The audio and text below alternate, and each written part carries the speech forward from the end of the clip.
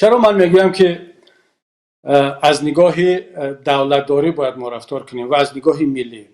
و من در نام موضوع هم اعلام کردم که چرا جناب رحمانوف در همین شب روزی که بشریت با کرونا ویروس مبارزه برده ایستاده است و تمام نیروهای ملی دولتی روانه شده است به این، رحمانوف می آید دست به کارهای میزند که نباید در این شب روز زده شود. من پیشتر گفتم که نرخ اینترنت رو بالا میبردارد و نرخ گفتگوی تلفنی را، و از طرف دیگر میاد بیناهای تاریخی شهر دوشنبه را خراب میکند.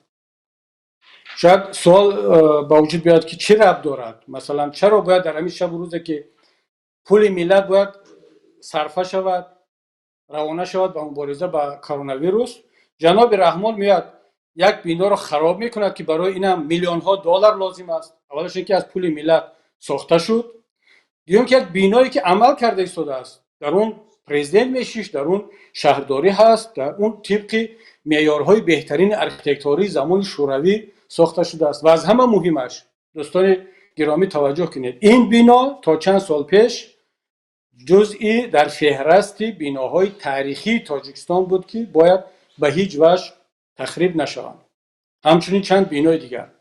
اما جناب رحمانوف میاد این بیناهای تاریخی دوشنبه را تخریب میکنه، در جاش چی میسازد؟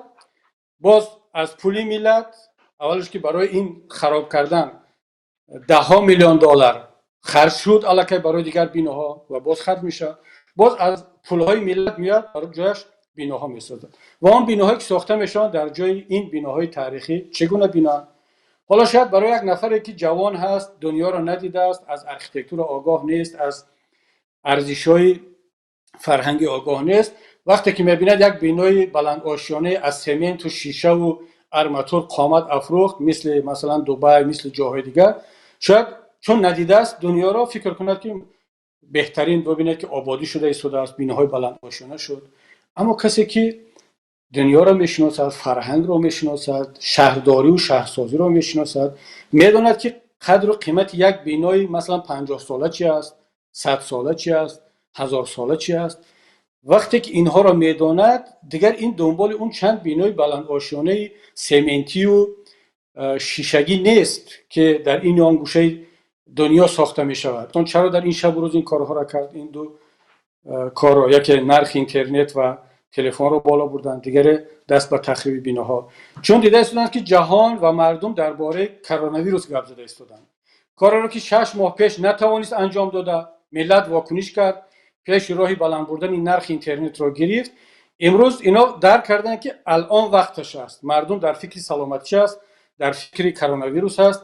اگر ما در همین شب روز نرخ رو بالا بردیم، یگان کس در این باره حرف نخواهد زد. اما ما که مسئله رو از بیرون میبینیم، از بالاتر نگاه میکنیم، میگیم که نه، نباید مردم، بله باید مسئله کرونا ویروس رو جدی گرفت، اما نباید اجازه داد که در همین شب و روز از فارغبالی ملت استفاده کرده نرخ اینترنت رو و تلفن رو بالا برند، که این به امنیت اطلاعاتی ما بخصوص در دوره مبارزه با عاقبت‌های کرونا ویروس خیلی خیلی اهمیت خواهد داشت.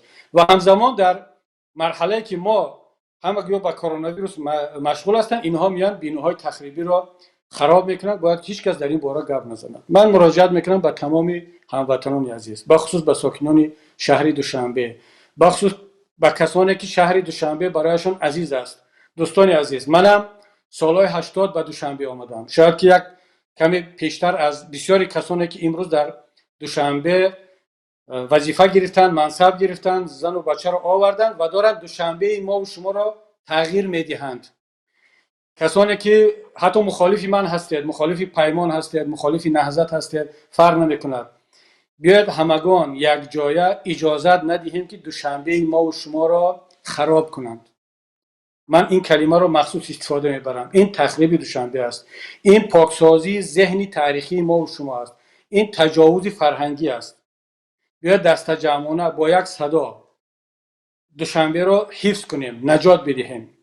این شهری است که همه ما و شما در اون تحصیل کردیم، جوانی را گذراندیم، در اون گلگشت ها، در اون خیابان ها گشتیم، پدران ما، مادران ما آن را ساختند.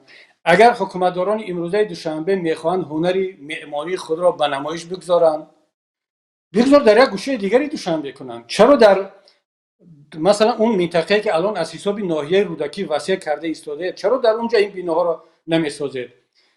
رهبریت قزاقستان برای اینکه المعطا را حفظ کند رفت استانه را ساخت یا آستانه را ساخت که امروز نامش را عوض کردن. خب کشورهای دیگر پایتخت‌ها رو عوض میکنن، شهرها رو در دیگه جور میسازن. شما برای چی شهر آرزو، شهر خاطرهای ملت را نابود میکنید؟ در عوض اون برای جای اون بیناها یک چیزی میسازید که بر ذوق بسیار هم ضعیف و ذوق پست معماری شما موافق است. شاید دوستان عزیز اینجا یک سبب است. من حالا اینا نظر خود را میگم، اگر اشتباه کردم اصلاح کنید و من آماده هستم که در این باره باز فکر کنم.